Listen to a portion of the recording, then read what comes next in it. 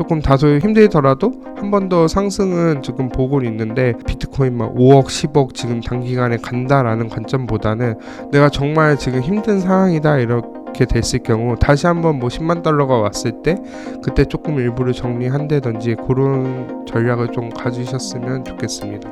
저는 비트코인을 원래는 한 1억에서 3억을 얘기했었거든요, 이번 사이클 때. 지금 기존 최고점을 소폭 상회하는 정도? 한 1억 5천에서 2억 사이가 되지 않을까, 아니면은 정말 좋을 경우 2억을 조금 넘지 않을까라고는 저는 개인적으로 생각을 하고 있습니다.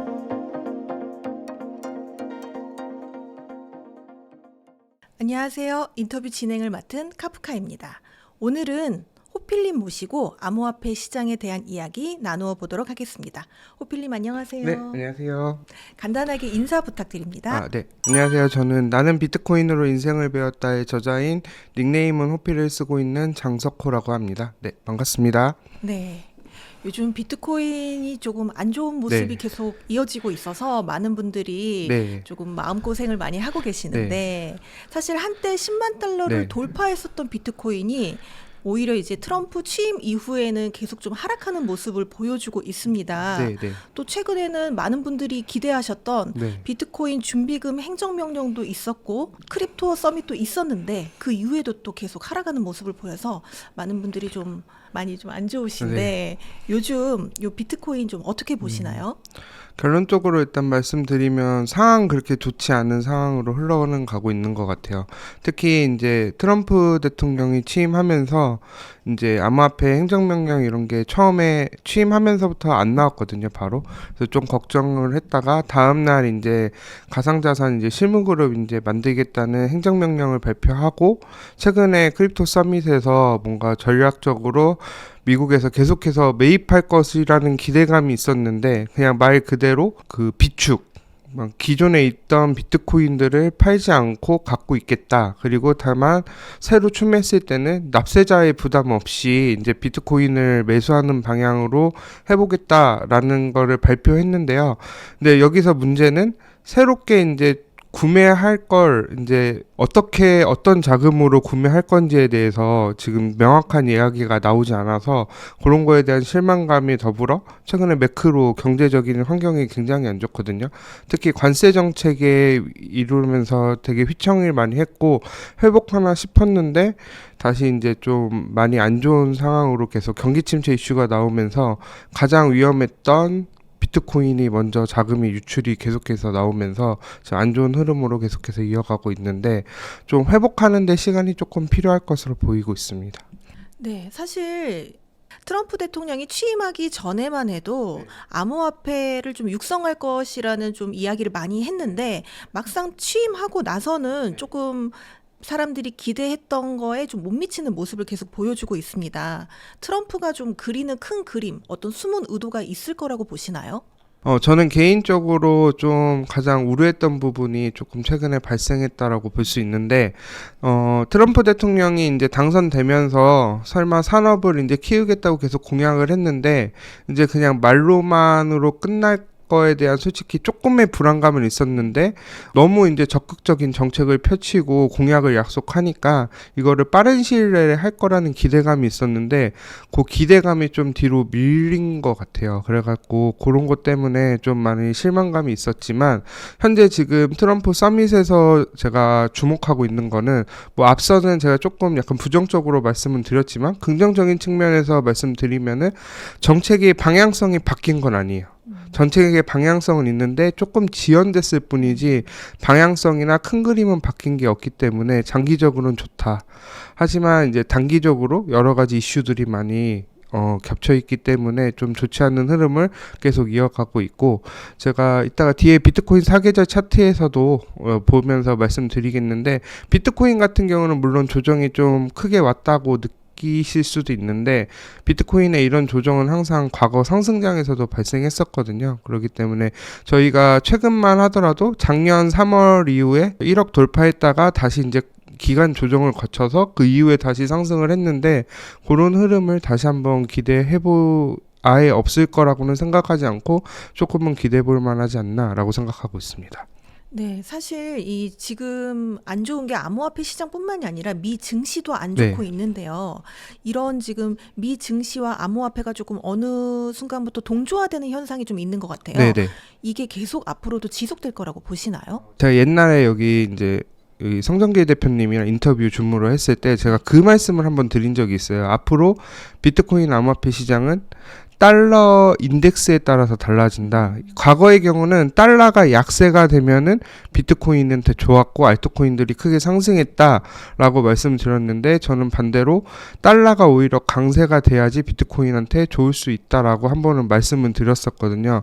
그런 이유 중에 하나가 비트코인이 현물 ETF가 되면서 이제 기관들이 자금이 들어와요. 그리고 최근에는 금리가 너무 높다 보니까 개인 투자자들보다 그 기관 투자자들의 영향을 굉장히 많이 받고 있거든요. 그런 상황에서 최근에 달러가 약세가 크게 급격하게 됐거든요. 103까지 떨어졌는데, 이렇게 달러 하락하면서 이제 유럽이랑 이제 중국이나 우리나라 증시들로 많이 왔어요. 최근에 상승이 됐기 때문에 요걸 뜻하는 것은 무엇이냐면, 이제 미국에 있는 약간 자금들이 다른 해외 나라로 약간 유출이 조금 가속화되면서 가장 위험했던 자산군인 비트코인부터 빠져나갔다. 그렇기 때문에 지금 미국 증시에 특히 테크 기업들에 대해서 많이 연관성이 있거든요. 그래서 그걸 같이 한번 보시면서 하시면 되고요.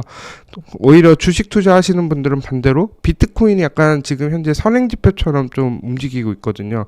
비트코인이 먼저 크게 빠지고 난 다음에 그 미국 주식들이 먼저 다음에 빠졌기 때문에 약간 미국 주식 투자할 때도 비트코인을 꼭 참고하셨으면 좋겠습니다. 네. 사실 뭐 최근의 상황을 보면은 트럼프 대통령 말 한마디에 비트코인 가격이 네. 뭐 올랐다 내렸다 계속 영향을 받고 있는 모습인데요. 이게 앞으로도 좀 계속 지속될 거라고 보시나요?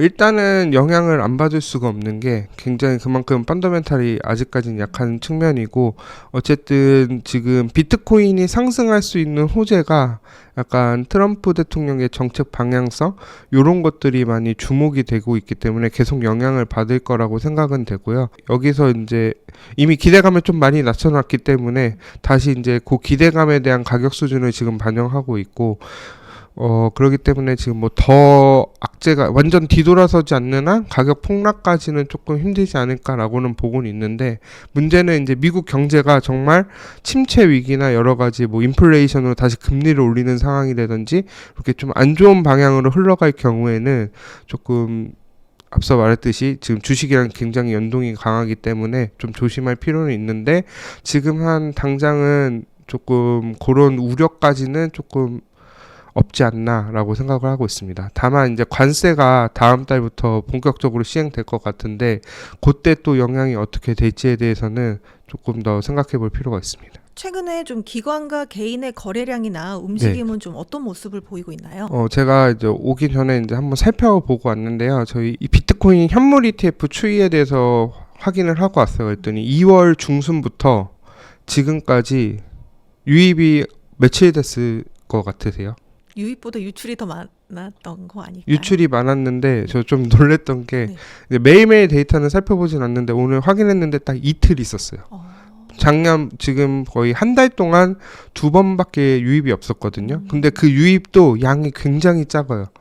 그리고 지금 유출만 계속 가속화되고 있고 계속 꾸준히 나오고 있기 때문에 그런 유출이 점점 되면서 지금 시장의 분위기가 점점 더 좋지 않게 되지 않았나 보고 있고, 좀 긍정적으로 해석하면은 이제 유출은 될 만큼 되지 않았나라는 생각도 좀 들기 때문에 약간 여기 이제 비트코인에 이제 기관들의 자금이 다시 들어올 수 있는 환경이 조성돼야 되는데, 계속해서 말씀드리지만 조금 단기간에는 조금 힘들지 않을까.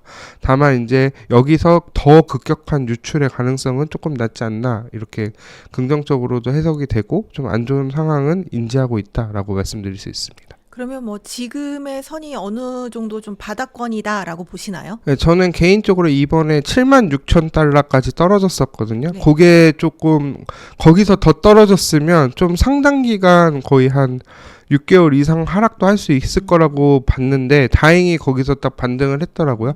제가 거기서 유의미 있게 생각한 이유는 저희 CME 갭이라고 있어요. CME 선물이라고 이렇게 있는데 비트코인 선물 시장이거든요.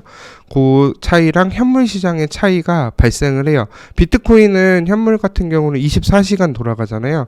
근데 이제 선물 시장에는 이제 미국 증시 거래됐을 때 움직이고 주말에 쉬거든요.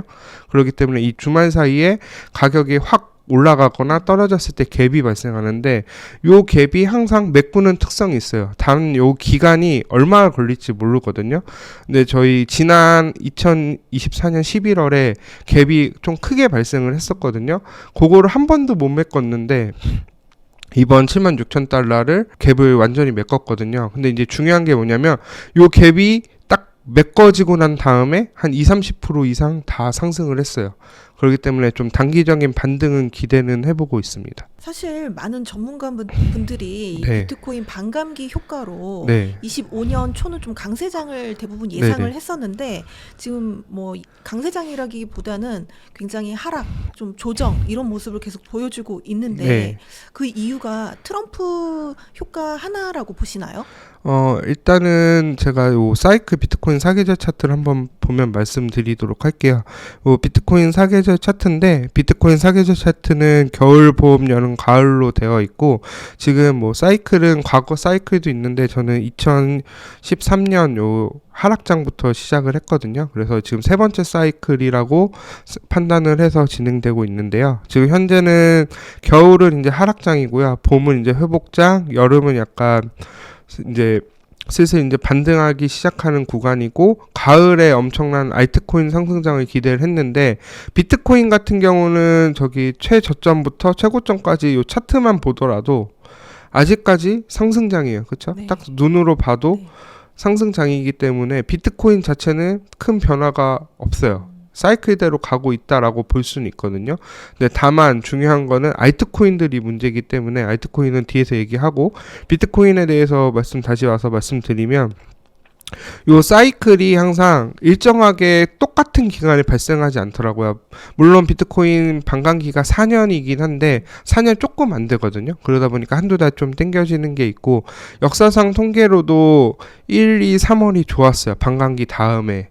그렇기 때문에 저도 2월 큰 상승이랑 3월 큰 상승을 기대를 했는데 오히려 반대로 약간 하락을 하면서 조금 반대로 가고 있고 약간 뭐 트럼프 말씀하셨는데 트럼프 대통령 때문인 것도 있지만 근본적인 변화는 ETF가 되면서 비트코인 성격이 완전히 바뀌었다라고 보시면 돼요. 옛날에는 이제 개인들만 투자하는 자산인데 이제는 기관들이 투자를 하기 때문에 새로운 사이클을 만들 수 있고 제가 여기 비트코인 사계절 차트를 만들긴 했지만 세 개 다 그걸 명시했거든요. 다음부터는 비트코인 사이클이 이제 바뀔 수도 있다.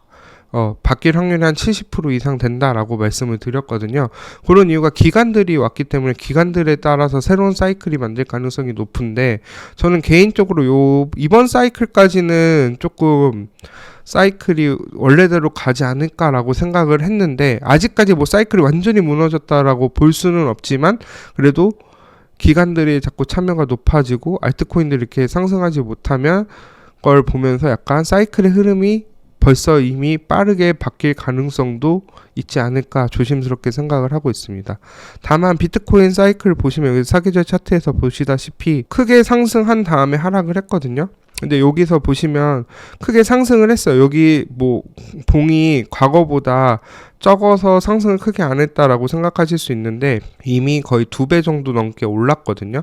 여름 끝나고 나서도. 그렇기 때문에 크게 올랐다가 조정한 거기 때문에 지금 과거 사이클이랑 비트코인만 봤을 때는 사이클이 유지될 가능성이 좀 높다. 다만 이제 이 사이클이 계속해서 똑같이 지난 과거 사이클 첫 번째 사이클이랑 두 번째 사이클처럼 갈지에 대해서는 조금 더 고민을 해봐야 된다. 다만 저는 이제 항상 분석을 할 때 사계절 차트를 기본으로 베이스를 놓고 달라졌고 무엇이 달라졌는지를 좀 확인할 필요가 있어요.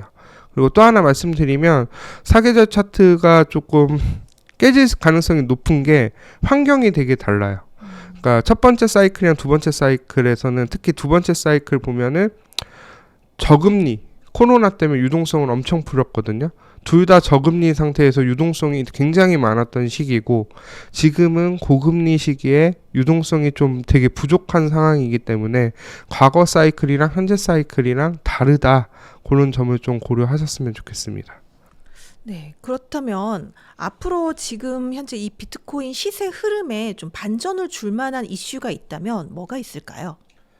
일단은 좀 크게 이제 원래는 암호화폐 서밋에서 좀 기대를 했는데 예상보다 실망감을 놓으면서 약간 최근에 이제 좀 기대감을 가질 만한 게 좀 사실대로 말씀드리면 크게 없는 것 같아요. 다만 이제 좀 기대해 볼 만한 거는 그래도 이제 SEC에서 자꾸 소송 취하를 하거나 약간 이런 식으로 소송 취하할 준비를 하고 여러 가지 기대감들이 조금 있기 때문에 그런 측면은 기대를 하고 있고요. 그리고 또 어쨌든 간에 비트코인은 완전 기존의 관점에서 완전 뒤돌아선 건 아니기 때문에 앞서서 말씀드렸지만 계속해서 이제 또 다른 새로운 모멘텀이 나올 수도 있거든요. 갑자기 트럼프 대통령이 또다시 뭐 비트코인을 매수 이번엔 하겠다 또 언제든지 얘기할 수 있기 때문에 그런 거를 조금 기대해 봐야 되고요. 내부적인 측면에서. 외부적인 측면에서는 어제 CPI가 발표가 됐거든요. CPI가 예상치보다 크게 낮았었어요. 그렇기 때문에 물가가 이제 조금 하락했다는 기대감이 있고 그러다 보니까 그 스태그플레이션 우려가 굉장히 완화가 됐었거든요. 그거를 조금 기대를 하고 다음 주 FOMC에서 약간 파월이 약간 금리를 뭐 인하는 이번엔 안 할 것 같은데 점도표에서 금리 인하 횟수가 뭐 한 번이나 두 번 정도 더 늘어난다든지 아니면 좀 향후 시장에 긍정적인 발언을 하면은 미국 자산 시장이 충분히 돌아설 수 있거든요. 그렇게 되면은 비트코인도 자연스럽게 돌아갈 가능성이 있기 때문에 지금은 비트코인 내부적인 호재보다는 일단 미국의 주식 시장이나 여러 투자 환경이 조금 개선돼야 되는 게 우선돼야 되지 않을까라고 보고 있습니다.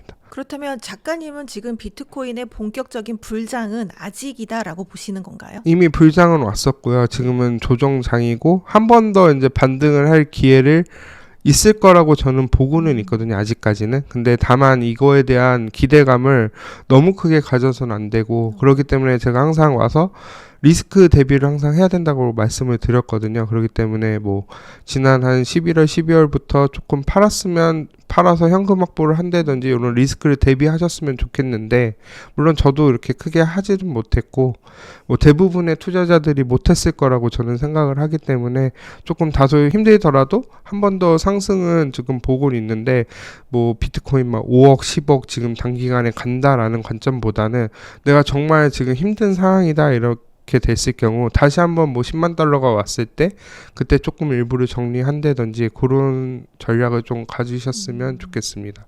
그렇다면 작가님은 올해 이제 비트코인이 어느 정도까지 상승할 여력이 있다고 보시나요? 저는 비트코인을 원래는 한 1억에서 3억을 얘기했었거든요. 이번 사이클 때. 지금 1억은 넘었으니까 생각을 하고 제가 봤을 때 2억 정도까지는 충분히 갈 거라고 봤는데 지금 상황이 이렇게 힘들다 보니까 2억도 좀 쉽지 않을까라고 보고 있고 3억은 정말로 미국 경제가 엄청 좋고 여러 가지로 모든 시장 환경이 좋아지고 금리도 쭉 낮아지면서 아무 문제 없이 가야 되는데 좀 그러지는 힘들지 않을까라고 보고 있어서 지금 기존 최고점을 소폭 상회하는 정도 한 1억 5천에서 2억 사이가 되지 않을까 아니면은 정말 좋을 경우 2억을 조금 넘지 않을까라고는 저는 개인적으로 생각을 하고 있습니다. 그럼 시기적으로는 언제쯤 그 최고점이 좀 달할 거라고 좀 예상하고 계신가요? 저는 일단 지금 단기적으로는 반등을 할 것 같은데 그게 이제 막 추세적으로 1억 5천 2억을 넘어서 이렇게 쭉 상승하다기보다는 약간 시간이 필요해서 올 하반기 때 약간 좀 가능할 거라고 보고 있고 만약에 정말 사이클이 이대로 무너질 수도 있거든요. 만약 이대로 쭉 더 하락을 한다고 하면은 내년에 오히려 사이클이 바뀌면서 될 가능성도 있다라고 보고 있는데 지금 현재로서는 한 빠르면은 한 10월에서 12월 분기 사이를 좀 기대를 해보고 있는데 요것도 또 관세가 어떤 영향을 줄지 모르기 때문에 굉장히 불확실성이 크기 때문에 이게 무조건 이때 간다라고 생각을 하지 마시고 비트코인이 만약에 기존 고점까지 다시 한번 왔을 때 그때 내가 비중 조절을 어떻게 가져갈 것인지에 대해서 생각해 보셨으면 좋겠습니다. 앞서 말씀해 주셨을 때 비트코인의 이런 사이클이 조금씩 변화할 수 있다. 또 네. 지금도 약간씩 변화하고 있는 것 같다라고 하셨는데 네. 원래 비트코인이 이렇게 최고점을 찍고 나면은 네. 한 70%, 80% 정도 빠졌잖아요. 네네. 이번에도 그렇게 될 거라고 보시나요? 아니면 조금은 달라질 거라고 보시나요? 저는 만약에 사이클대로 만약 상승 사이클이 조금 더 길어진다. 예를 들면 제가 조금 조정을 더 깊게 주고 1월이나 뭐 내년에 상승을 한 번 더 한다고 하고 나면은 정말 그때 다시 한번 시장이 무너진다라고 보면 그때는 더 많이 빠질 것 같고요. 차라리 지금도 여전히 이대로 만약에 정말 최악의 경우 상승장이 끝났다는 말도 많이 나오고 있거든요. 정말 그렇게 됐을 경우에도 항상 기관인들이 있어서 덜 빠질 거라는 생각은 저는 한 번도 해본 적이 없고 오히려 기관들이 더 많이 팔기 때문에 더 많이 하락할 가능성도 높고 그 다음에 이제 뭐 마이크로 스트래티지가 이제 뭐 계속해서 비트코인을 사고 있는데 지금까지는 괜찮고 조금 더 하락해도 괜찮을 것 같은데 정말 큰 하락이 와서 만약에 그쪽에서 문제가 생긴다면 예전에 그 FTX 루나 사태처럼 그 폭락을 가져오는 결과를 계속해서 나올 거거든요. 그렇기 때문에 그런 게 발생하는지에 따라서 과거처럼 한 70-80%는 저는 무조건 하락할 거라고는 보고는 있습니다. 사실 호필 작가님 하면은 네. 봄, 여름, 가을, 겨울 이 사계절 사이클 네. 차트로 좀 유명하신데 지금은 이 사계절에 어디 정도에 지금 있다고 보시나요? 네, 다시 한번 차트 보면서 설명을 드리면요. 지금 가을 한 중간 정도 왔어요. 그래서 원래 사이클대로 하면 한 9월에서 10월이 마지막 사이클이거든요. 그래서 제가 앞서 뭐 10월에서 12월에 상승 좀 기대를 하고 있는데 솔직히 그때까지 정말 사이클이 요대로 가면은 그때 하락장 시작이거든요.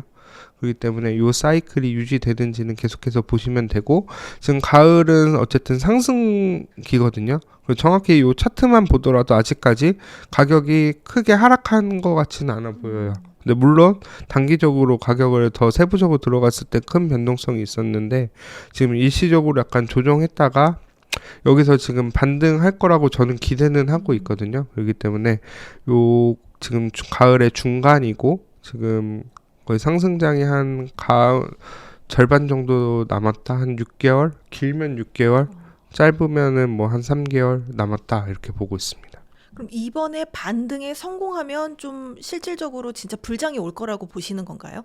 네, 그쵸. 근데 이게 조금 항상 조정이 이렇게 큰 폭으로 오면 항상 기간이 조금 필요해요. 그러다 보니까 제가 뭐 10월, 12월 말씀드리는 것도 물론 지금 계속해서 길게 횡보를 하면은 물론 한 7, 8, 9 좋을 수도 있는데 항상 역사적으로 봤을 때 7, 8, 9가 별로 좋지 않았어요. 특히 9월은 항상 위기설이 굉장히 많았거든요. 그런 이유 중에 하나가 미국 이제 연방정부 이제 회계 마감이 9월이에요. 그러다 보니까 저희가 생각해보면 연말에는 별로 안 좋잖아요. 항상 뭔가 이제 마무리하고 새로운 투자 같은 게 없고 항상 1월부터 뭔가 새롭게 시작하고 좋은 효과가 있잖아요. 그러다 보니까 미국도 실제로 코인도 10월, 11월, 12월이 좋았는데 그런 측면에서 저는 접근하다 보니까 올해 항상 상승할 거라고 보고 있고 지금 뭐 추세적으로 다시 최고점을 시원하게 돌파하기까지는 아직 모멘텀이 조금 부족하다. 네, 또 모르죠. 또 트럼프 대통령이 갑자기 어떤 정책을 반전의 정책을 펼칠 수도 있고 미국으로 갑자기 자산 시장이 조금 긍정적으로 크게 변하고 최고점을 다시 돌파할 경우에 비트코인은 아직 추세적으로 상승은 남아 있다라고는 보고 있는데 너무 크게 희망을 가지지 말라고만 말씀드리고 싶어요. 사실 이 호필님과 네. 인터뷰를 해보니까 다른 분들에 비해서 상당히 좀 보수적인 네. 시각을 가지고 계신 것 같은데 네. 비트코인이 이번 시즌을 넘어서 앞으로 이렇게 뭐 한 5년 뒤, 10년 뒤 네. 그때도 계속 지금과 같이 조금 약한 상승을 계속 보일 거라고 보시나요? 일단은 요 차트로 다시 보면 말씀드리다시피 시가총액이 높아졌어요. 비트코인 자체는. 그러다 보니까 상승률이 줄어들 수밖에 없거든요. 예를 들면 애플 주식이 지금으로부터 10배 가는 거는 솔직히 힘들 거예요. 단기간에. 비트코인도 똑같은 상황이거든요. 그러다 보니까 비트코인 자체의 상승률은 조금 줄어들 거예요. 과거처럼 뭐 비트코인으로 10배, 100배를 단기간에 보기는 힘들 거예요. 그리고 100배는 불가능할 수도 있어요. 냉정하게 말씀드리면 지금 1억이라고 잡으면 100억이잖아요. 하나당 100억 가기는 쉽지 않아 보이거든요, 저는. 근데 뭐 10억까지는 충분히 가능성이 있는데 이게 뭐 단기간 아니라 좀 긴 시간이 필요하지 않을까라고 보고 있고요. 반대로 암호화폐 전반적인 시장은 매우 좋을 것 같아요. 특히 알트코인들이 지금 매우 안 올라서 힘들어지고 있잖아요. 그런데 제가 항상 말씀드렸지만 알트코인은 한 90%, 99% 사라진다는 얘기를 말씀드렸고, 그러니까 없어진다기보단 가격 회복을 못해서 자연스럽게 이제 묻혀질 가능성이 높다라고 했는데 약간 그런 과도기에 있는 것 같아요. 그러다 보니까 물론 알트코인들이 한 번 더 반등할 거라고는 저는 보고 있는데, 그렇기 때문에 알트코인을 뭐 장기적으로 투자하는 거는 솔직히 저는 비추천드리고, 이더리움이나 지금 솔라나나 여러 코인들이 정말로 살아남는다고 하면 다음 사이클 때는 더 큰 상승을 보여주지 않을까라고 보여주고 있고요. 그리고 제가 책에 맨 마지막에 저는 제 책에서 제일 중요한 핵심은, 중요한 내용을 하나 뽑으라고 하면 저는 제2의 구글 아마존을 찾아서라는 부분이거든요. 거기는 무슨 말씀을 드리고 싶냐면, 이제 암호화폐 산업을 통해서 새로운 산업들이 계속해서 나올 거고 새로운 기업들이 나올 거예요.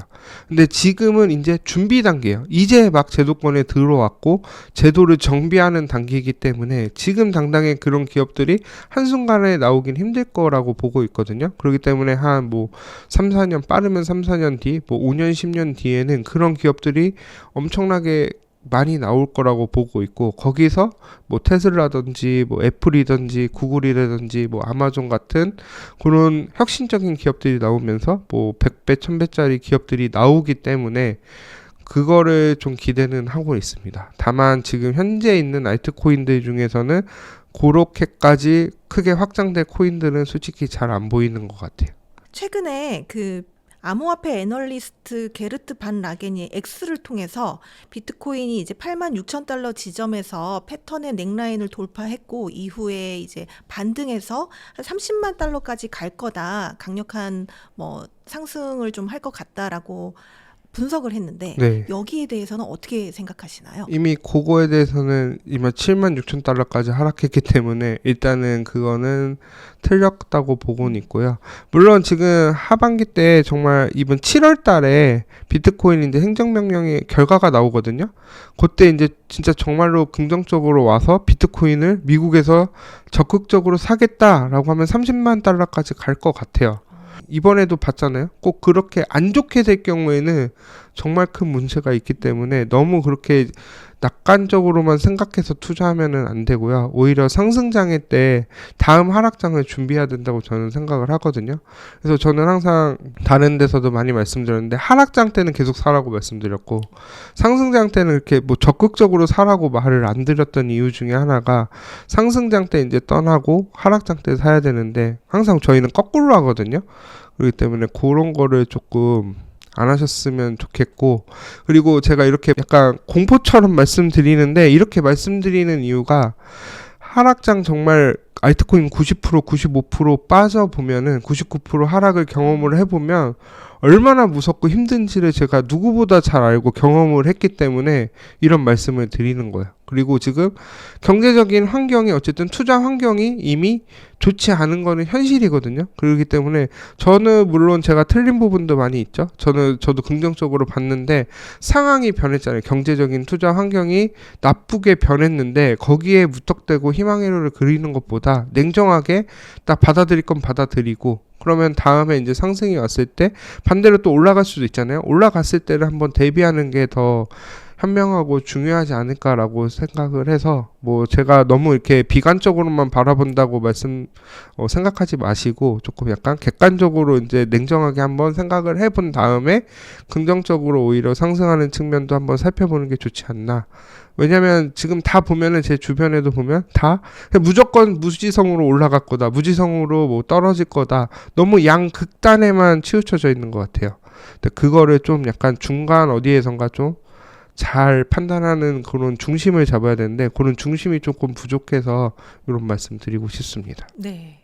그렇다면 지금같이 이렇게 조정을 받고 있을 네. 때, 이럴 때 매수하는 거는 어떻게 보시나요? 저는 개인적으로 현금이 굉장히 많으신 분들은 지금 분할 매수하는 시기라고 생각은 해요. 왜냐면 단기적으로 상승을 할 거라고는 보고 있기 때문에. 그렇기 때문에 지금 매수는 해야 된다고 생각을 하는데 대부분의 경우는 저 포함해서 현금이 없으실 거예요. 그렇기 때문에 그럴 때는 그냥 버텨야 되고, 그리고 또 정말로 최악의 경우도 생각을 해봐야 되거든요. 일부에서 나오는 것처럼 정말 상승장이 끝날 가능성도 생각을 해봐야 되거든요. 이게 지금 여기 차트에서만 보면은 조정처럼 보이지만 여기서 더 하락하고 뒤늦게 다시 돌아보면 하락장이 시작일 수도 있거든요. 그거는 몰라요, 솔직히 정확하게 아무도. 그렇기 때문에 그 상황에서 정말 최악의 상황에서도 물을 타야 되거든요. 그때 돈이 없는데 내가 지금 현금이 아예 없는 상태에서 섣부르게 빠르게 물 탔다가 굉장히 힘든 상황이 많이 발생하는 경우가 있고, 저희 공동 저자이신 거기 팽돌이님께서도 이더리움을 200만 원부터 150만 원, 100만 원, 50만 원 계속 물을 타고 2, 30만 원까지 물을 탔는데 정작 중요한 9만 원대 물을 못 타셨어요. 돈이 없어 갖고. 그러니까 계속 물을 탄다고 해도 너무 빠르게 타면 안 되고, 하락이 또 정말로 시작됐으면 1년 정도 가거든요. 그렇게 됐을 때 정말 바닥에서 살 수 있는 돈이 필요한데 정말 그 상황까지도 생각을 해봐야 되기 때문에 현금이 어느 정도 충분하지 않으시면 너무 빠르게 물 타는 것도 좀 안 좋다라고 생각을 합니다. 다만 이제 정말로 내가 올라갈 거라는 확신이 있다, 그럼 지금 사시는 건 맞습니다. 사실 주변에서 보니까 지금 고점에서 들어오신 분들 중에 네. 물려 있는 분들 중에 지금 이 물을 타야 되는지 고민하시는 분들이 좀 네. 많으신 것 같더라고요. 큰 좀 조언이 되셨기를 좀 바랍니다. 사실 비트코인 가격이 많이 조정을 네. 받고 있긴 하지만 그래도 여전히 좀 쉽게 접근하기 어려운 가격이거든요. 그렇죠. 네. 소액 투자자라면 좀 어떻게 접근하는 게 좋을까요? 비트코인 한 개 가격은 지금 1억이 넘잖아요. 거의 지금 1억 2, 3천만 원, 막 4천만 원 왔다 갔다 하는데, 그 가격이 부담되는 건 사실인데 그거를 꼭 기억하셨으면 좋겠어요. 비트코인의 시가총액도 한번 보시고, 비트코인은 10,000원어치도 살 수 있다는 걸 꼭 기억해서 비트코인의 절대 금액보다는 비트코인이 여기서 얼마나 더 상승할 수 있을지를 생각을 해보셔야 될 것 같으세요.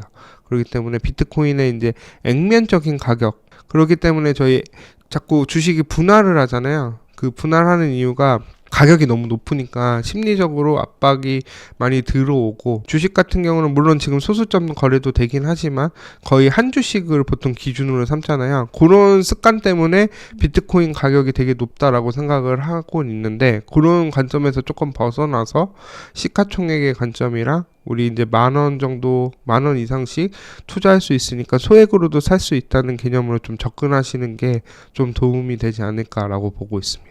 최근에 이제 가격이 시원스럽게 상승하는 모습을 안 보여주고 좀 변동성도 커서 그런지 최근에 이제 투자자들 사이에서 네. 존버 그리고 단기 매매 이런 네. 것들이 많이 이야기가 되고 있는데요. 네. 비트코인 투자가 장기 투자, 단기 트레이딩 중에 어떤 방식이 더 조금 나을 거라고 보시나요? 저는 일단은 비트코인은 무조건 장기 투자 관점으로 보고, 전 단타로 한 번도 해본 적이 없고요. 책에도 제가 말씀드렸는데 존버랑 장기 투자랑은 다른 거예요. 존버는 내가 고점에서 사서 물려갖고 어쩔 수 없이 강제적으로 끌고 가는 게 존버고, 장기 투자는 내가 처음부터 길게 보고 높은 가격이라도 길게 보고 장기적으로 몇 년 동안 가격과 신경 안 쓰겠다라고 투자를 했으면 그게 장기 투자거든요.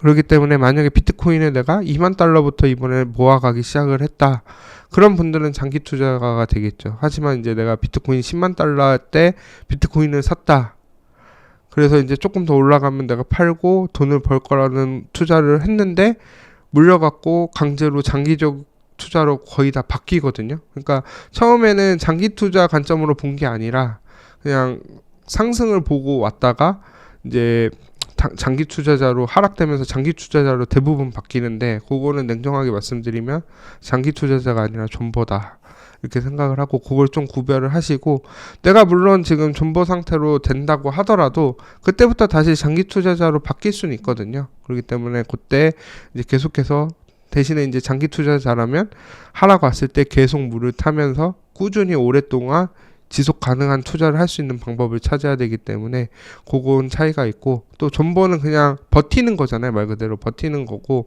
장기 투자자는 내가 장기적인 관점에서 좋게 보기 때문에 하락이 왔을 때 살 수 있는 용기를 내는 것도 장기 투자라고 보고 있거든요. 그렇기 때문에 그 두 개 차이를 좀 기억하셨으면 좋겠고, 저 같은 경우는 단기 트레이딩을 안 하는 이유 중에 하나가 차트를 잘 못 봐요. 정확히 냉정하게 말하면 차트를 못 보고 제가 단기적인 투자 실력이 없다는 걸 인정을 하기 때문에 저는 그냥 사이클 흐름이랑 그 다음에 미국 거시적인 흐름 상황을 같이 보면서 장기적으로 저점이 왔을 때 꾸준히 매집하고 상승 왔을 때 매도하는 방식으로 한 거고, 일반 투자자들이 뭐 전업 투자자분들은 그렇게 하실 수 있는 분들은 하시는 게 저는 나쁘다고 생각을 안 해요. 저희가 물론 돈을 벌려고 온 거기 때문에. 하지만 이제 처음 투자하신 분들은 분명히 그렇게 하다 보면은 계속해서 손실만 쌓이거든요. 그렇기 때문에 오히려 장기적으로 투자하신 분들이 더 유리하고, 실제로 사서 가만히 있는 경우가 오히려 더 많이 벌었어요. 고점에서 사고 저점에서 절대 못 팔거든요. 최고점에서 팔고 최저점에서 절대 못 팔아요. 그리고 실제로 장기 투자자랑 단기 투자자랑 비교해 보면 수익률 싸움에서 장기 투자자가 항상 이기거든요. 그런 걸 항상 기억하셨으면 좋겠습니다. 그렇다면 사이클 투자에서 이 저점, 고점 이렇게 접근하는 게 좋을까요? 아니면은 그냥 좀 더 긴 시계열을 가지고 접근하는 게 좋을까요? 원래는 사이클은 원래 본인이 만드는 거거든요. 워렌 버핏만 보더라도 본인이 사이클을 만들잖아요. 시장의 그런 것들에 따라서. 그렇기 때문에 사이클은 원래 본인이 만들어야 되는 건데, 예를 들면 비트코인이 아마 낮은 가격이라고 해도 내가 한참 전에 샀으면, 내가 그때 팔았으면 제 입장에서는 그때가 고점인 거고, 그렇죠? 지금부터 샀으면 지금이 저점이 될 수도 있기 때문에 사이클은 원래 본인이 만들어 가야 되는데, 솔직히 그게 쉽진 않죠. 저도 어렵고. 그렇기 때문에 지금 현재, 그래서 제가 비트코인 사계절 차트를 만든 건데, 제가 이번에 뭐 암호화폐를 되게 지금 비트코인 가격 단기적인 시향은 안 좋게 얘기를 했지만, 이번 크립토 서밋에서 저는 딱 한 가지 확신을 했어요. 비트코인에 몰빵할 수 있을 정도의 확신은 있다, 무조건. 그러니까 보통 보면은 이제 제가 말씀드린 몰빵은 비트코인에 큰 돈을 투자를 안 해요. 실제로 통계적으로 봐도 뭐 100만 원 이하를 투자하시는 분들이 거의 50% 가까이 되고 이런 상황인데, 저희가 이제 투자라는 거는 물론 알트코인이 100배 1000배 가는 거를 100만 원 갖다가 투자하는 것도 좋은데, 1억으로 2배, 3배 안정적으로 먹을 수 있는 자산을 찾아야 되는데, 그런 자산이 쉽지 않은데, 암호화폐 서밋을 통해서 한 가지 확실한 건 비트코인이 그런 자산이 됐다. 그렇기 때문에 저는 비트코인 정말 70-80% 하락을 했다. 최고점 대비. 저는 그때부터 그냥 엄청 열심히 살 것 같아요. 그렇기 때문에 그런 확신을 줬기 때문에 저는 그래서 장기적으로 오히려 모아가고, 비트코인 저는 개인적으로 이번에 만약에 하락이 오면은 정말로 내가 한 10억 갈 때까지 팔지 말아볼까? 이런 생각도 한번 해보고는 있어요. 물론 그렇게 할지 안 할지는 상황에 따라 또 변할 수는 있지만, 그럴 정도의 확신이 드는 자산이 됐다는 것만 하더라도 되게 좋은 거고, 또 한 가지 말씀드리면, 사람이 되게 간사한 게, 저희가 뭐 개구리 올챙이적 생각 못한다 그러잖아요. 저희 불과 한 2년 전만 해도 비트코인 언제 없어질지를 몰랐어요. 불안했고 투자했거든요.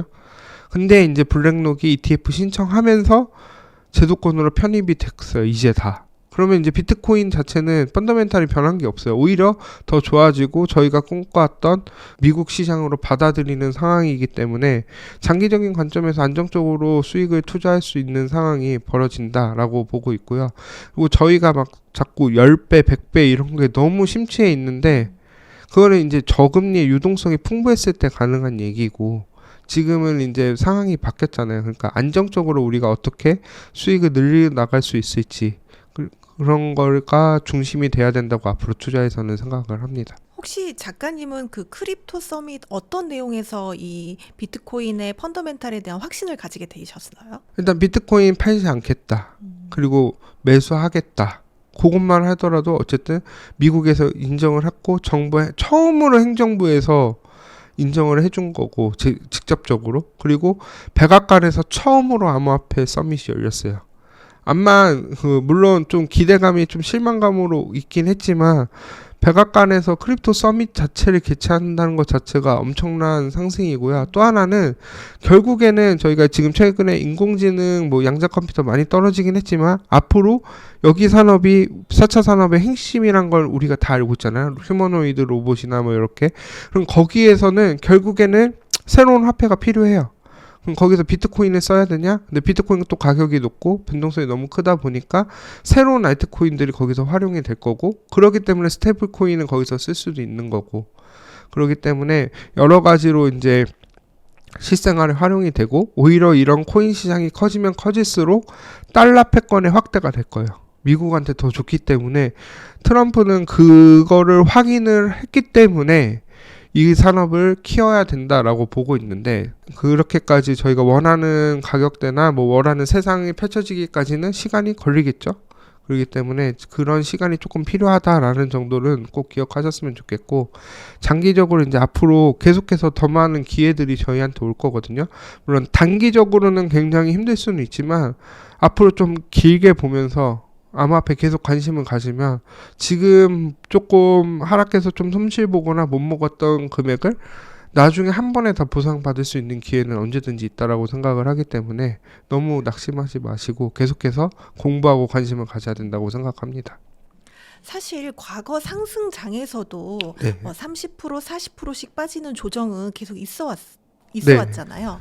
그렇다면 지금의 이 하락도 그렇게 상승장 중에서의 그냥 단순한 조정이라고 볼 수도 있고, 또 이게 우려하신 것처럼 약간 하락이 더 진행되면 하락이라고 볼 수도 있는 건데, 이렇게 하락할 때 투자자분들이 좀 어떤 걸 보고 이거는 그냥 조정이구나, 아니다 하락의 시작이구나, 이걸 좀 구별할 수가 있을까요? 일단 솔직히 말씀드리면 그거는 몰라요, 아무도. 왜냐면 차트로 보면 되지 않냐라고 하는데, 냉정하게 말씀드리면 그 차트를 딱 가리면은 그 뒤에 올라갈지 떨어질지 몰라요. 그렇기 때문에 정확하게 차트로만 봐서는 모르기 때문에 경제 여러 가지 상황을 분석을 해야 되거든요. 그렇기 때문에 미국 경제나 여러 가지 시황 매크로적인 거를 같이 분석을 하셔야 되고, 저는 객관적으로 지금 솔직히 말씀드리면 저는 조정이라고 생각해요. 아직까지 하락장의 가능성은 10% 미만? 한 90%가 조정이고 한 번 더 올라갈 거라고 보고 있어요. 다만 그 상승폭이 우리가 생각했던 막 5억 10억까지는 힘들지 않을까, 이런 정도지, 저는 무조건 지금 이대로 하락장 시작이다 이런 말씀을 드리는 게 아니라 조정이라고 생각을 하고요. 차트로만 봤을 때는 그거는 모른다. 그리고 이제 여러 가지 좀 보조지표를 얘기를 해드리면은 뭐 금리가 다시 올라간다든지 아니면 경기 침체, 그 두 가지를 계속해서 보고 있거든요. 그렇기 때문에 만약에 스태그플레이션 우려나 경기 침체나 여러 가지 이슈들, 그리고 이제 또 하나는 실물 시장으로 자금이 지금 몰려가고 있는 상황이거든요. 그래서 국채가 지금 계속 빠지고 있는데, 그런 식으로 이제 주식 시장이나 비트코인 시장에 투자할 수 있는 환경이 마련되어 있는지를 계속해서 보셔야 된다고 보고 있습니다. 코인으로 돈을 버는 사람과 네. 잃는 사람의 가장 큰 차이는 어디에 있다고 보시나요? 일단은 경험이 중요한 것 같아요. 경험을 안 해보고 처음부터 돈 버시는 분들은 굉장히 조금 드물다고 생각을 하거든요. 만약 코인으로서 뭐 돈을 처음부터 벌었다 하시는 분들은 분명 투자 경험이 있으실 것 같아요. 그렇기 때문에 이런 경험이 중요하다라고 생각을 하고 있고요. 그 다음에 또 하나는 이제 좀 차분하게 거의 보통 상승장에 대부분 들어오시거든요. 근데 하락장 때부터 천천히 하신 분들은 당연히 돈을 버셨을 거고, 만약 상승장 때 이제 뒤늦게 들어오신 분들이 약간 좀 많이 잃으시는데, 약간 성격 급하신 분들이 약간 그런 경향이 있는 것 같아요. 근데 투자는 조금 진득하니 천천히 이제 생각하는 그런 게 필요한데, 약간 성격도 조금 있는 것 같고, 그리고 본인에 대해서 잘 아시는 분들, 이제 내 성격이 어떻고 잘 환경에 대해서 잘 대응할 수 있는 분들은 돈을 잘 버는데, 그냥 무지성으로 그냥 투자하시는 분들은 좀 많이 있지 않나라고 보고 있습니다. 코인 투자자들이 흔히 하는 실수가 있다면 무엇이 있을까요? 어떤 부분을 또 좀 조심해야 되는지도 좀 조언 부탁드립니다. 일단은 저도 경험을 했었는데 상대적 박탈감이 되게 크거든요. 왜냐면 대부분 들어오는 이유가 누가 코인으로 10배 벌었대, 알트코인으로. 리플이 이번에 3배 올랐대. 그럼 나도 뒤늦게 리플이 타거든요. 그러니까 3배 올랐으니까 나도 3배 먹어야지 하는데 이미 3배 올라간 상황에서 다시 3배가 올라가기는 쉽지 않잖아요. 그거를 대부분 생각을 안 하고 그냥 투자를 하시더라고요. 올라가니까 계속해서 올라갈 거다. 그리고 반대로 떨어질 때 계속해서 떨어질 거다. 그렇기 때문에 그땐 또 못 사고. 그렇기 때문에 이제 너무 그런 측면보다 좀 전체적으로 좀 상황을 보면서 투자를 해야 될 것 같습니다. 이렇게 하면 코인으로 10배 수익 본다. 향후 5년 가장 유망한 암호화폐 투자 전략 어떻게 접근하면 좋을까요? 저는 솔직히 말씀드리면은 알트코인은 물론 불장이 한번 크게 오면은 전체적으로 많은 수익을 줄 거라고 하는데 가능성이 점점 줄어들고 있으니까 너무 큰 기대는 안 하고 있고요. 앞서 제가 말씀드렸다시피 새로운 코인들을 항상 찾아야 돼요. 사이클에서. 그렇기 때문에 이제 기존 코인들은 거의 새로 이제 항상 다 외면받고 뭔가 실제적으로 보여주는 게 없거든요. 그렇기 때문에 저는 첫 번째 원칙이 새로운 코인을 찾아라. 그 두 번째, 기존 코인들 중에서는 앞으로 이제 뭔가 제대로 일을 하고 사업의 확장성이 있는지를 확인해야 된다. 그 두 가지를 가장 중시로 보고 있고요. 일단은 한 새로운 코인들 위주로 항상 찾으라고 과거부터 계속 말씀드렸거든요. 그렇기 때문에 앞으로는 그게 더 심하지 않을까라고 생각을 하고 있습니다. 사실 비트코인이 본격적 상승장에 들어간 이후에 알트코인 불장이 항상 온다고 했었는데 네. 지금 보면 비트코인도 힘들지만 알트코인은 더 힘든 상황이거든요. 네. 알트코인 시장 분위기 좀 어떤가요? 비트코인만 보면은 그냥 조정 정도 생각을 하는데 알트코인은 거의 대폭락장 수준까지 하락을 했고 실제로 저도 비중이 알트코인이 높기 때문에 좀 손실을 많이 봤어요. 그리고 저도 비트코인이 고점을 갔으니까 알트코인이 올라가야 되겠지 생각을 했고 실제로 리플들이랑 몇몇 코인들이 이제 올라가기 시작을 했었거든요. 12월 달에. 그래서 이제 도미넌스가 빠지면서 알트코인 장이 올라가겠다라고 생각이 됐는데 그때 파월이 찬물을 끼얹었죠. 금리 인하 이제 안 하고 이제 상당 동안 금리 인하가 없을 거다. 이런 얘기부터 트리거가 돼갖고 지금까지 왔는데 알트코인들에 대해서는 지금 계속해서 금리 인하나 뭔가 유동성을 주는 정책이 필요한데 그러한 상황이 지금 잘 안 보이기 때문에 계속해서 힘든 상황을 이어가고 있는 것 같습니다. 그렇다면 이번 사이클에서 알트는 좀 어떻게 접근을 해야 될까요? 일단은 좀 보수적으로 접근하셔야 되고 이미 투자하신 분들은 어쩔 수 없는데 신규 투자하신 분들은 정말 신중하게 접근을 하셔야 되고 이미 투자하고 계신 분들은 방법이 없습니다. 그냥 버텨야 되는 거고 존버해야 되는 상황인 거고 그리고 물을 탈 때 섣부르게 알트에 안 타셨으면 좋겠어요. 그리고 항상 물 탈 때는 비트에 타야 되는 거거든요. 제 책에도 언급을 했어요. 항상 하락이 크게 왔을 때는 정말 하락장이 시작되면은 비트에만 물을 타야 되거든요. 왜냐면 알트 회복할 가능성이 없고 지금 이미 경험을 해봤잖아요. 알트가 회복을 못할 수도 있다라는 가능성이 있기 때문에 알트보다는 약간 비트코인 위주로 투자를 해야 되고 지금은 알트코인이 약간 상승이 오거나 반등이 오면은 조금 어느 정도 정리를 하고 저는 만약에 정말 대하락장이 시작이 됐다라고 생각을 하면 알트코인이 뭐 50%건 70%건 마이너스라도 다 그냥 팔고 다시 리셋해서 하려고 생각은 하고 있습니다.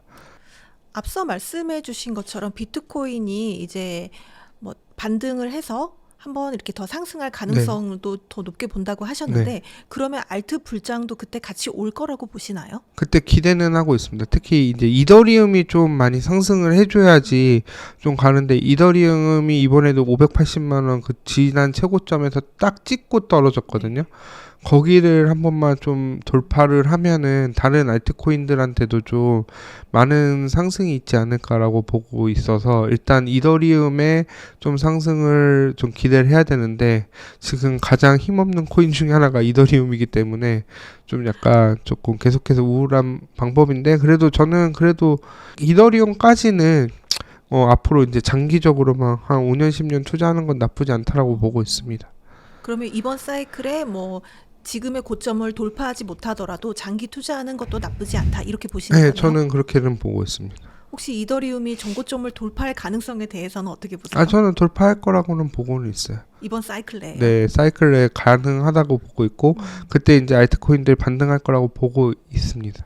사실 이번 사이클에서는 이더리움이 정말 좀 폭발적인 상승하는 다시 할게요. 이번 사이클에서 이더리움이 좀 폭발적으로 상승하는 모습을 보여주지는 못했고 또 이더리움의 역할을 솔라나가 하고 있다라는 이야기가 많을 만큼 솔라나가 굉장히 좋은 모습을 많이 보여줬었는데 솔라나는 좀 어떻게 보시나요? 솔라나는 이번에 민코인 아르헨티나 대통령이 이번에 민코인 이슈로 인해서 그때 한번 떨어지기 시작하면서 민코인에 대한 신뢰감이 크게 하락이 되면서 이번에 솔라나가 엄청 많이 하락했거든요. 그렇기 때문에 솔라나 자체는 나쁘진 않은데 지금 이더리움이 상대적으로 그래도 또 주목을 받고는 있어요. 지금 그렇기 때문에 솔라나 자체도 나쁘진 않은데 솔라나 ETF가 지금 빨리 나오거나 이렇게 해야 되는데 지금 블랙록이나 이런 큰 대형 기관들에서 알트코인 ETF를 적극적으로 출시하고 있지 않아요. 그렇기 때문에 그게 만약에 정말 블랙록이나 뭐 피델리티 같은 큰 대형 기관들이 알트코인 ETF를 출시하면은 알트코인들 전체 시장이 중요할 거라고 보고는 있는데 지금 당장에는 그런 움직임들이 안 보이고 있기 때문에 조금 힘들진 않을까. 그래서 지금 솔라나보다는 지금 이더리움이 상승을 해야지 전체 코인들이 알트코인들이 상승한다 이렇게 보고 있습니다. 그렇다면 이제 이게 한국 사람들이 가장 좋아하는 알트코인 중에 하나인 리플. 리플은 좀 어떻게 보시나요? 리플은 이번에 어쨌든 리플 CEO가 일단 어쨌든 암호화폐 그 미국 자산 그룹에 참여하고 있기 때문에 나쁘지 않다라고 보고 있고 어쨌든 리플까지는 원래는 되게 불투명했었거든요. 소송 때문에. 근데 거의 지금 소송 취할 분위기로 가고 있고 임박할 거라고 보고 있기 때문에 어떻게 보면 상승률만 보면은 이더리움보다 리플이 훨씬 더 좋을 가능성도 높아요. 지금 기준에서도. 그렇기 때문에 리플에 대해서는 나쁘진 않게 보고는 있는데 저는 개인적으로 리플에 그렇게 손이 잘 안 나가서 잘 안 사고는 있습니다. 이유가 있으실까요? 이유라기보다는 그냥 저는 블록체인 그런 거에 대해서 실제적으로 정말 찐 블록체인 아니거든요. 그렇기 때문에 약간 리플이 중앙화 많이 되어 있긴 하고 그리고 또 하나는 너무 많은 사람들한테 고통을 많이 줬고 그러니까 물량을 약간 좀 안 좋은 식으로 하는 것 같은 느낌을 많이 받기 때문에 그냥 별로 개인적으로는 좋아하지 않습니다. 사실 요즘 알트 사서 물려 계시는 분들이 굉장히 많으시더라고요. 이분들 중에서는 이게 너무 마이너스 뭐 80% 90%니까 차라리 얘를 팔고 좀 더 상승 여력이 있는 애로 갈아타야 되나 이런 고민들도 많이 하시던데 지금 물려 있으신 분들 어떤 전략을 취하는 게 조금 더 나을까요? 그것도 책에다가 제가 말씀드렸는데 하락장 때 한 90% 다 같이 90% 95% 하락을 돼 있으면은 그 10개 코인이 있으면 정말 미래에 상승할 것 같은 한두 개 코인을 갈아타는 것도 좋은 전략이긴 해요. 다만 중요한 거는 갈아탔을 때 그 남은 코인들이 올라갔을 때 과연 버틸 수 있는지도 생각을 해보셔야 돼요. 그렇기 때문에 그런 거 정말 조심해서 신경을 쓰셔야 되고 그리고 오히려 정말 상승 못할 것 같으거나 정말 힘이 없을 것 같고 미래에 비전이 없다라고 하는 거는 그냥 시원하게 잘라내는 것도 하나의 방법이라고 생각을 해요. 다만 그거를 이제 코인을 갈아타서 큰 그거를 손실 본 걸 다 메꿔야 되겠다라는 지나친 욕심을 부리면 오히려 잘못된 길로 빠질 수가 있거든요. 그렇기 때문에 그런 중간에 그러니까 다른 코인이 상승했을 때 내가 멘탈적으로 버틸 수 있는지도 한번 점검을 해보셔야 되고 그 다음에 이제 그렇게 내가 과연 팔 수 있을지에 대한 용기도 필요한 것 같아요. 그래서 실제로 뭐 어떤 분은 그렇게까지도 하더라고요. 내가 마이너스 본 거 절대로 못 팔 것 같으니까 옆에 친구한테 핸드폰 주면서 이것 좀 팔아달라고. 그런 방법도 있고 하니까요. 그리고 저는 개인적으로 지금 파는 거는 좀 아닌 것 같아요. 왜냐면 지금 이제 하락을 크게 왔는데 여기서 해봤자 50%거든요. 그냥 더 버티고 50% 더 빠지면은 그때 정말 내가 믿으면은 그때 물 타고 나서 하면은 본전까지는 오히려 더 금방을 가는데 이제 와서 손절을 하기보다는 좀 반등이 왔을 때 손절을 하더라도 어느 정도 좀 상승이 좀 반등이 와서 상승했을 때 손절을 해야 되지 않나 정말 손절을 하고 싶으면 그런 생각이 듭니다. 네. 사실 뭐 알트코인은 정말 각별한 주의가 필요한 투자인데요. 네. 혹시 작가님만이 가지고 있는 그 부실 불량 알트코인을 좀 선별하는, 거르는 그런 노하우가 있을까요? 저는 일단 알트코인 투자할 때 다 믿지 않고 투자를 하고 있고요. 왜냐면 제가 너무 알트코인에 대한 그 심하게 그 상처받은 경험이 많기 때문에 알트코인 자체를 믿지를 않아요. 그렇기 때문에 그런 관점에서 접근을 하고, 그리고 뭐 알트코인 할 때는 저는 개인적으로 민코인은 투자를 한 번도 안 했거든요. 이번 사이클에서는. 그렇기 때문에 그런 이유 중에 하나가 어쨌든 뭐 가격적인 측면에선 투자를 해야 되는 게 맞는데 굳이 민코인까지 투자를 해야 될까 이런 생각이 들어서 민코인은 투자를 안 했고요.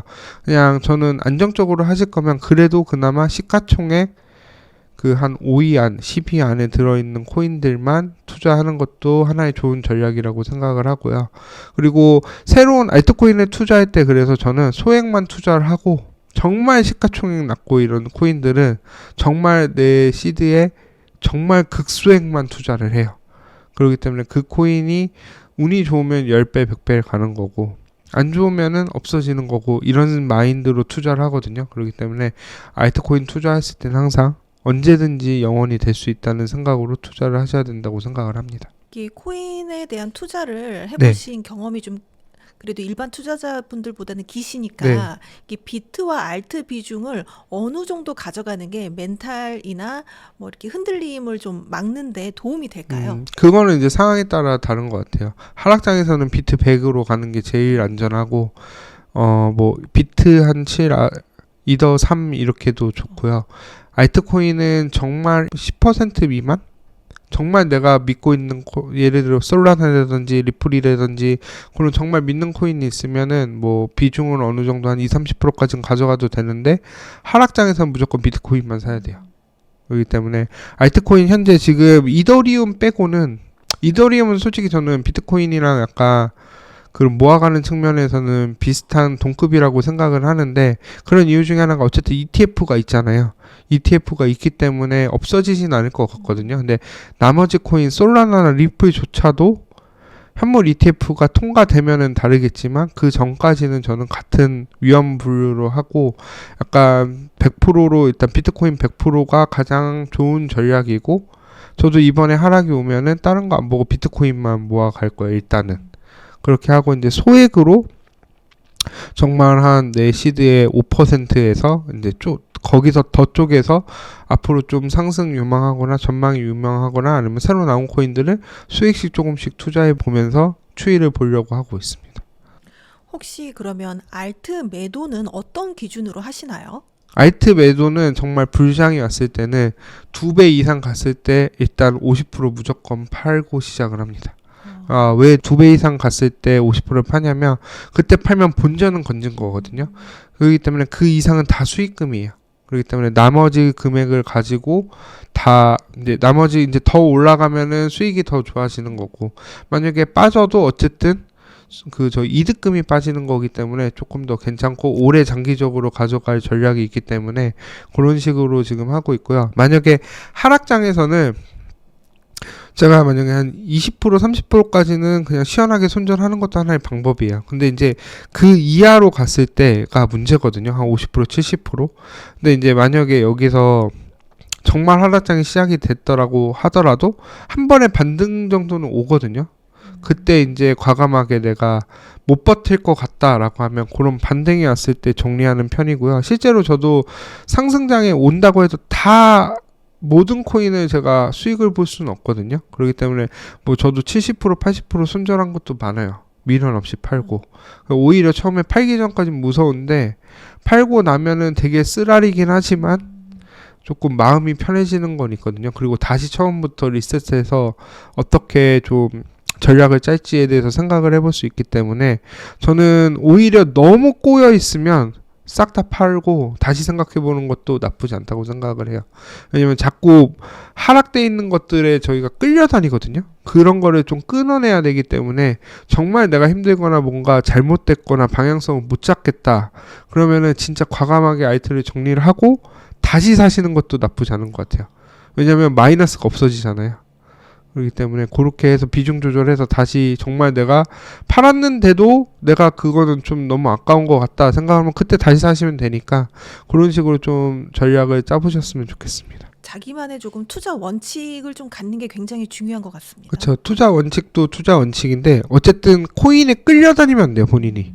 그러니까 저는 항상 주도권을 되게 강조를 많이 하거든요. 그러니까 주도권 있는 투자를 해야 되는데 항상 처음엔 내가 상승장에서 항상 주도권은 나한테 있는데 하락장에 오면은 코인들한테 항상 뺏기더라고요. 저도 지금 그렇고 그렇기 때문에 이 주도권을 어떻게 갖고 올 방법을 좀 고민을 하다가 보니까 정말 많이 흔들리거나 이러면 오히려 다 리셋시키고 처음부터 하는 것도 좋은 방법이다. 물론 손실이 커서 좀 가슴이 아프지만 그렇게 좀 냉정하게 할 땐 냉정하게 해야 되지 않나라고 보고 있습니다. 알트에서 존버는 조금 위험한 거네요.